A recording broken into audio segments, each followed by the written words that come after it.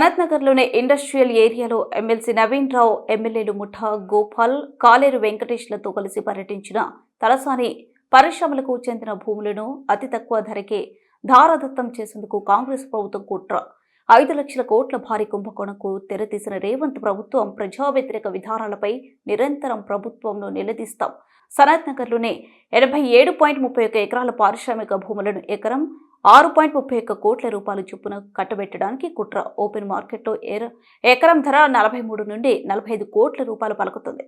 హైదరాబాద్ నగరంలో 21 ప్రాంతాల్లో 9,292 ఎకరాల భూములను తక్కువ ధరలకు బడా వ్యక్తులకు కట్టబెట్టేందుకు పాలసీని తీసుకొచ్చిన ప్రభుత్వం ప్రజల అవసరాలను పట్టించుకునే ప్రజాప్రభుత్వం కోకాపేటలో ఎకరం 130 కోట్ల రూపాయలకు పైగా పలికిందని ఆయన అన్నారు.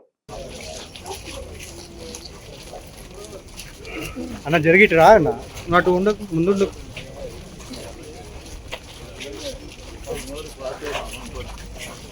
అన్న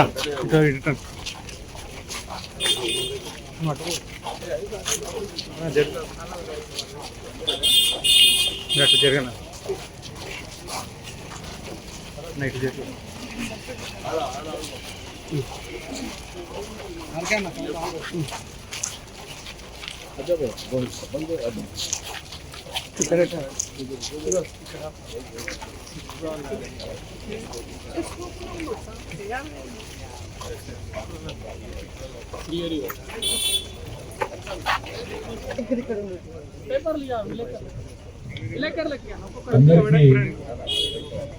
స్పీకర్ ఇక్కడ దమ్మా.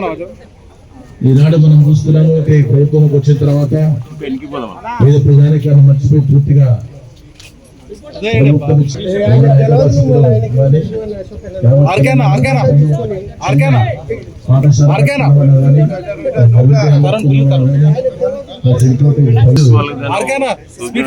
వాటికలు కట్టుకోవడానికి కూడా స్థలం లేకుండా చూసిన కాంగ్రెస్ ప్రభుత్వాన్ని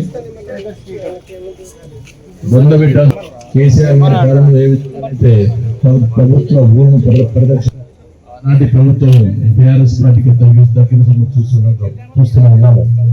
ఈనాడు రేవంత్ రెడ్డి వచ్చిన తర్వాత ఆయన నానుడితో ప్రభుత్వం నడిపిస్తున్న చూస్తున్నాం. ప్రజానికానికి అన్యాయం చేస్తున్నారు. మరి ఎక్కడ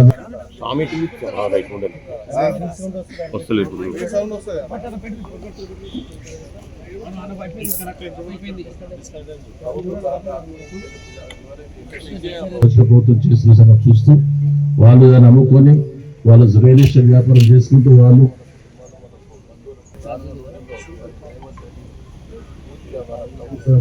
వాళ్ళ మనుషులు వాళ్ళ పతనమైన దగ్గర అవుతున్న తెలియపరుస్తూ ప్రజలు పూర్తిగా తెలుసుకుంటున్నారు. గ్యారంటీ చూపించడానికి ఇలాంటి కార్యక్రమాలు మన కేసీఆర్ గారు చూస్తూ చూస్తున్నాం.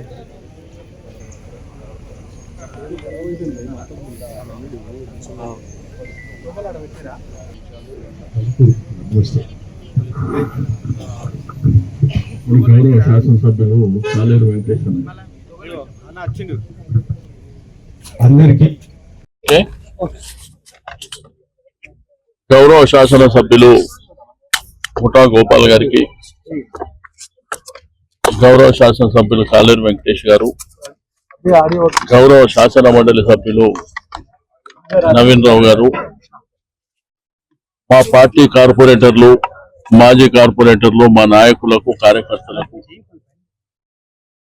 ఈరోజు సనత్ నగర్ ఇండస్ట్రియల్ ఏరియా సుమారు 87 ఎకరాల 31 గుంట. ఇది ఎక్స్క్లూజివ్ గా ఇండస్ట్రియల్ ఏరియా, ఇక్కడ రెసిడెన్స్ ఏమి ఉండవు. అయితే ఇట్లా హైదరాబాద్ సిటీలో, గ్రేటర్ హైదరాబాద్ పరిధిలో పక్కన బాలానగర్ కానివ్వండి, జీడిమెట్ల, పాషామైలారం కానీ, కుషాయిగూడ కానీ, అజామాబాద్ కానీ, చెర్లపల్లి కానీ, ఉప్పల్ కానీ, ఎల్బీ నగర్, మహేశ్వరం ప్రాంతాలలో 9,292 ఎకరాల భూమి.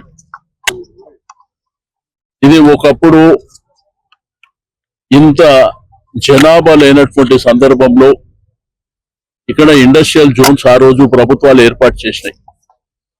ఇది దగ్గర 70-80 సంవత్సరాల క్రితం జరిగినటువంటి ఇండస్ట్రియల్.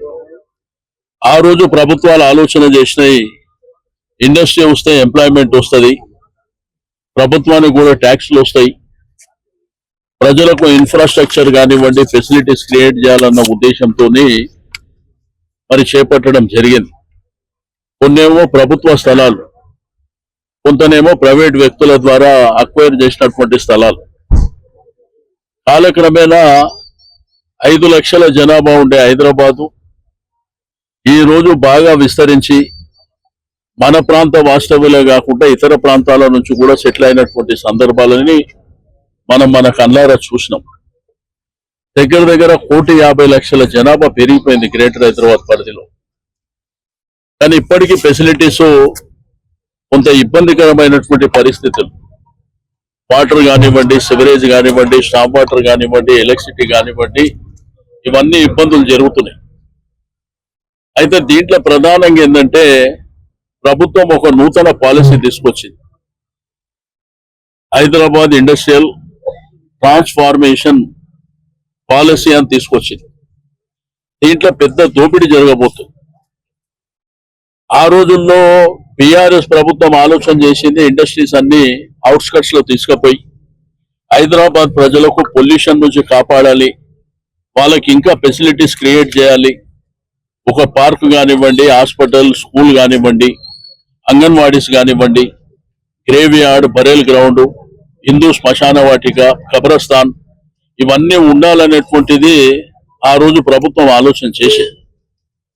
మీకు అందరూ తెలుసు, కేసీఆర్ గారి ప్రభుత్వం ఉన్నప్పుడు తెలంగాణ రాష్ట్రాన్ని ఏర్పాటు చేయడానికి ఉద్యమం జరిగినటువంటి సందర్భంలో నీళ్లు, నిధులు, నియామకాలు అనేటువంటి ట్యాగ్లైన్ మీద మరి ఒక పోరాటం జరిగిన ధర్మిలా వచ్చినటువంటి రాష్ట్రం. కేసీఆర్ గారు అద్భుతంగా మరి రాష్ట్రాన్ని అభివృద్ధి పందాలో ముందుకెళ్లి కరెంటు లేని ప్రాంతాలకు కరెంట్ ఇచ్చి, నీళ్లు లేని ప్రాంతాలకు నీళ్లు ఇచ్చి, ఫెసిలిటీస్, ఇన్ఫ్రాస్ట్రక్చర్, దీంతో పాటు ఆ రోజు ఇండస్ట్రీ ఒక ప్రొడక్షన్ తీయాలంటే కరెంటు కష్టాలతో ఇబ్బందులు పడుతుండే. బట్ మీరు 2 కాదు 3 ప్రొడక్షన్లు కూడా చేయాలన్నటువంటి ఉద్దేశంతో ప్రాపర్ గా వాళ్ళకు వాటర్ కానివ్వండి, ఎలక్ట్రిసిటీ ఇచ్చినటువంటిది మా ప్రభుత్వం. కానీ ఈ యొక్క ప్రభుత్వం దోపిడీకి తెరలేపింది. ఈ భూములన్నీ ఇక్కడ మార్కెట్ ధర, పర్టికులర్ గా సనత్ నగర్, ఈ టీజీఐఏసి విలువ ఎకరానికి 18.34 కోట్లు ఎకరానికి. అదే విధంగా ప్రభుత్వ రిజిస్ట్రేషన్, దీంట్లో 21 కోట్లు ఉంది వాల్యూ. అదే విధంగా ఇక్కడ మార్కెట్, ఓపెన్ మార్కెట్, ఇక్కడ ఉన్న వాళ్ళని అడిగితే చెప్తారు 43 నుంచి 45 కోట్లకు ఎకరం. దీన్ని 6,31,00,000, 43 కోట్లు ఎక్కడ, 6,31,00,000 దారాదత్తం చేసేయడానికి శ్రీకారం చుట్టింది. మేము ఈ ప్రభుత్వాన్ని డిమాండ్ చేసేది ఒకటే, ఈ రోజు ఇండస్ట్రీస్ ని మీకు అవుట్స్కట్స్ ప్రాంతాల్లో పంపిస్తే మాకేం అభ్యంతరం లేదు. రెండోది 50% జాగా. ఈ 50% ఏంటంటే ఇందిరమ్మ ఇళ్ల కోసం, పార్కుల కోసం, ఓపెన్ గ్రౌండ్ కోసం. ముఖ్యమంత్రి గారు ఫుట్బాల్ ఆడుతారు, చాలా సంతోషం. నేను ఒక స్పోర్ట్స్ మ్యాన్ అని క్రియేట్ చేయడానికి. నువ్వు ఒక్కరు ఫుట్బాల్ ఆడితే సరిపోదు, లక్షలాది మంది పిల్లలు క్రీడా పట్ల, స్పోర్ట్స్ పట్ల వాళ్ళకి ఇంట్రెస్ట్ ఉంది.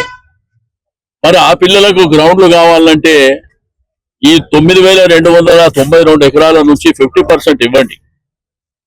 ఈ 50% అవసరాలు. ఇప్పుడు ఈ ఇండస్ట్రీస్ కూడా లీజ్కి వచ్చినటువంటి ఇండస్ట్రీస్ ఇవన్నీ.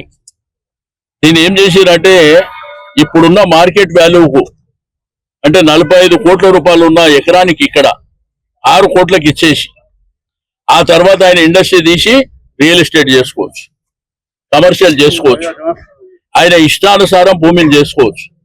మరి దాంట్లో పనిచేసే వర్కర్స్ ఏమవుతారు, దాంట్లో పనిచేసే కార్మికులు ఏమవుతారు? ఈ ఆలోచన ఏమన్నా ప్రభుత్వానికి ఉందా?